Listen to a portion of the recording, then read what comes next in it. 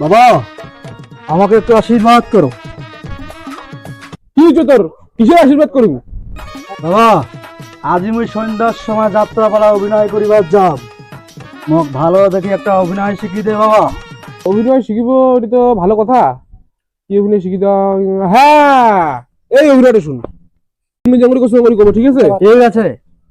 মোর রাজ্যে এত অন্যায় অত্যাচার মুই মানিম না। মোর রাজ্যে এত অন্যায় এত অবিচারের অত্যাচার মুই মানিম না। মুই যদি বলি তুই অঙ্করি কো না। তুই জঙ্করি কথা তুই অঙ্করি কো না। আরে একদিন নহয় রে। আরে অঙ্করি নহয় রে।